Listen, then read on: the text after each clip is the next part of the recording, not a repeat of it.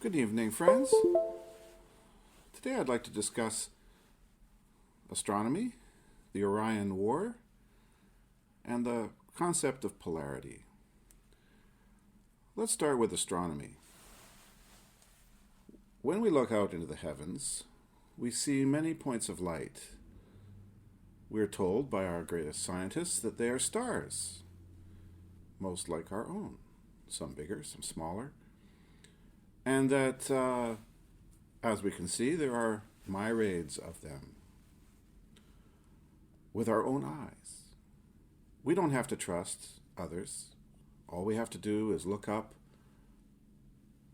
on a beautiful night, cloudless, and behold, infinity, or so it seems.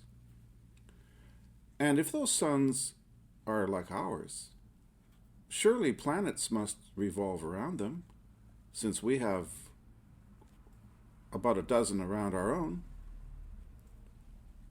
And of course, there's a theory called the Goldilocks theory that at just the right distance around any sun or star, the conditions exist for life. Our own Earth has an abundance of it, and our planets that are closer to our sun and further away seem to be devoid of it. It's reasonable to assume that all those other points of light out there probably have planets around them too, and the latest evidence is that they do. So, obviously, a certain percentage.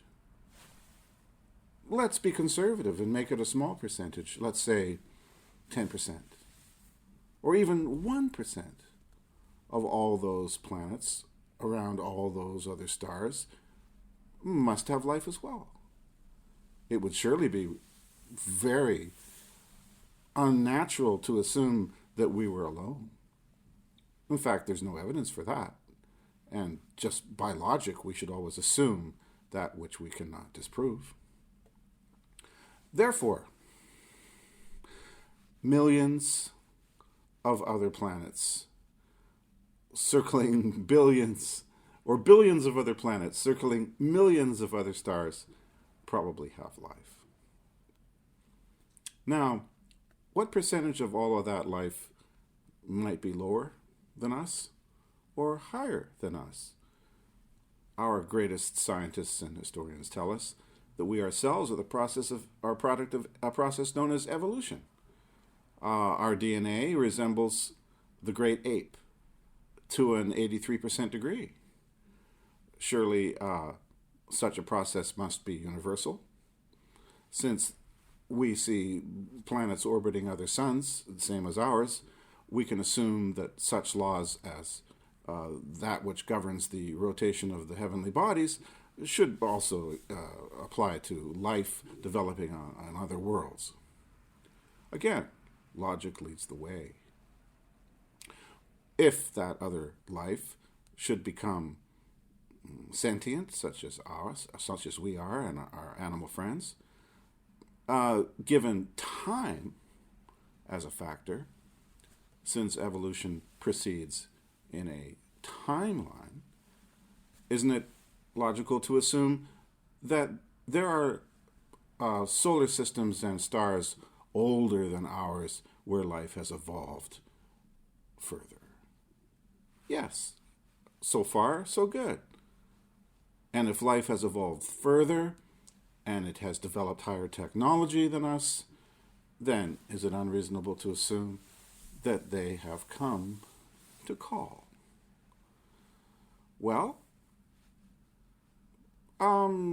using a principle of analogy, let's look at a situation analogous to that in the microcosmic world of our own planet Earth.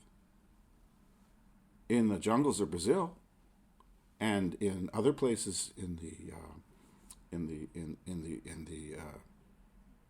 Asia, such as Borneo, and in the jungles of even India, there exist uncontacted tribes. One of the most famous ones is on an island where visitors are are greeted with spears if they try to land on the islanders' beach. And any unfortunates who manage to get this welcoming end up consumed, or at least so the story goes. So these uncontacted tribes live in a Stone Age existence, haven't developed metal or technology beyond simple hand tools, and live much as our ancestors did, tens and even hundreds of thousands of years ago. Yet, we don't disturb them. We don't bother them.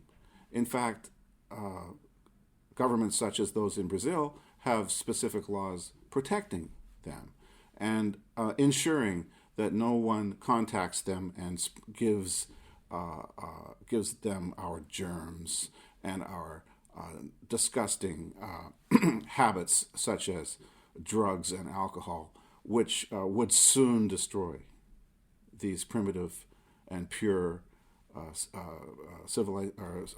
tribes.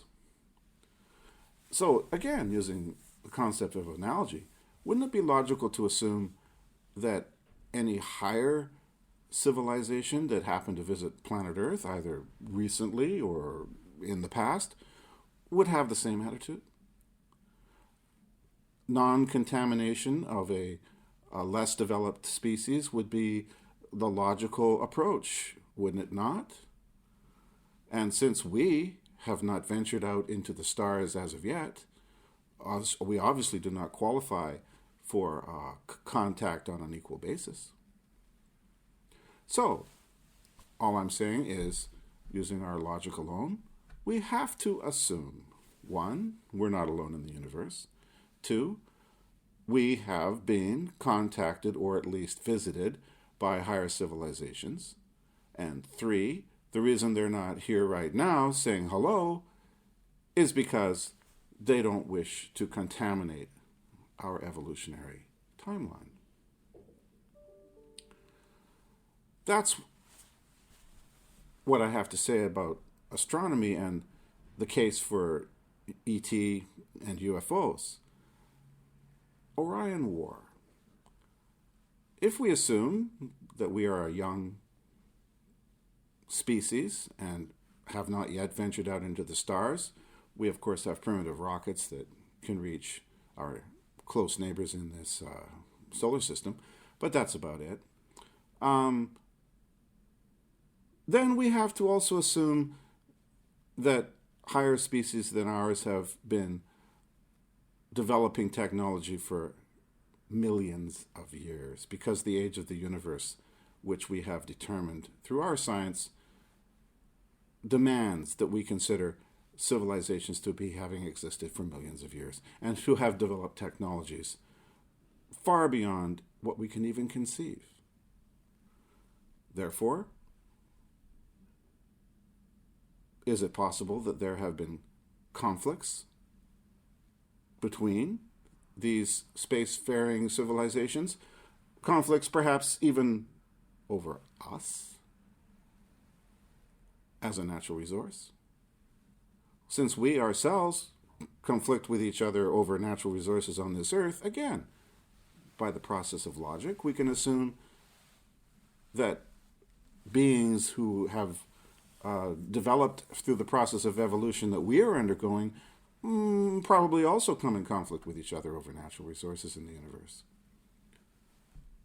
The Orion War, which I've been asked to discuss tonight, was one such conflict through two markedly different concepts of how best to live in the universe.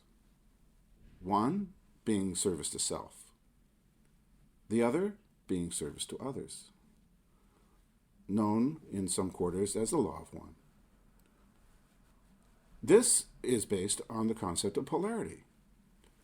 For every positive, there must be a negative, in order for each to exist.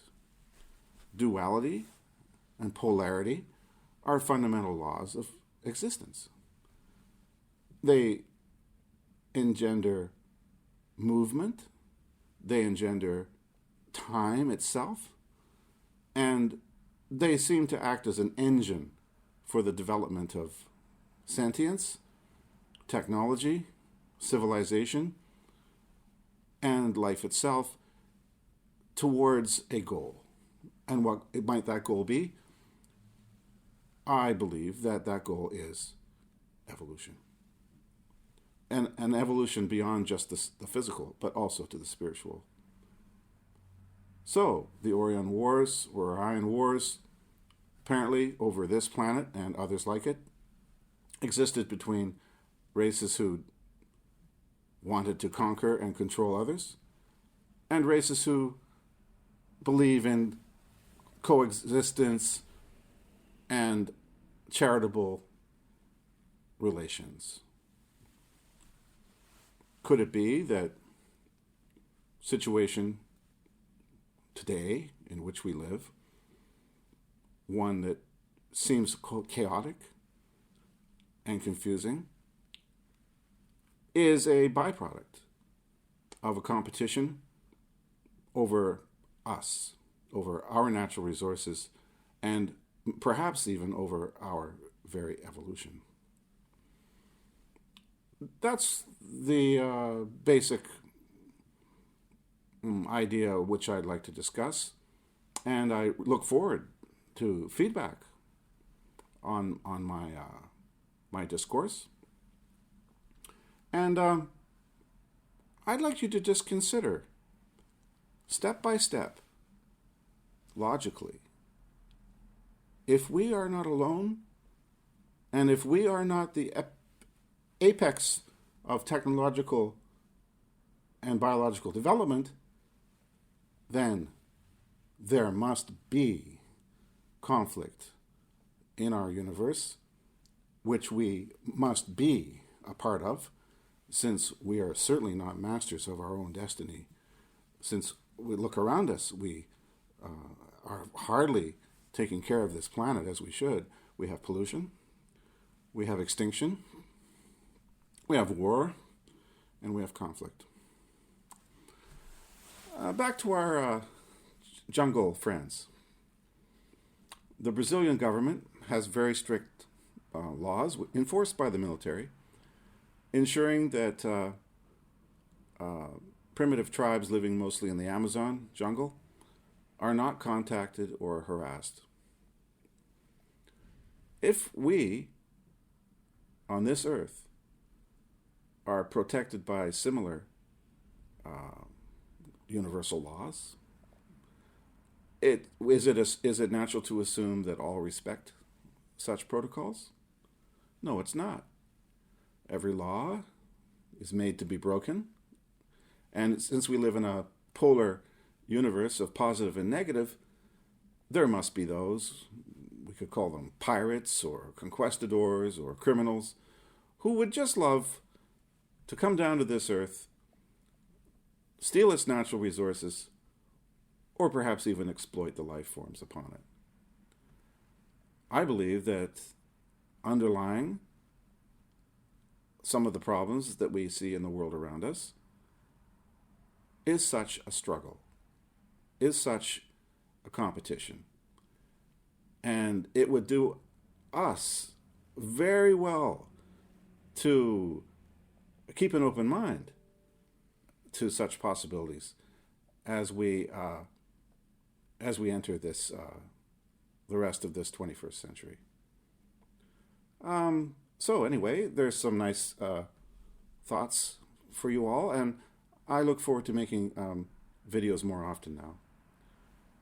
So thank you very much, and have a wonderful evening.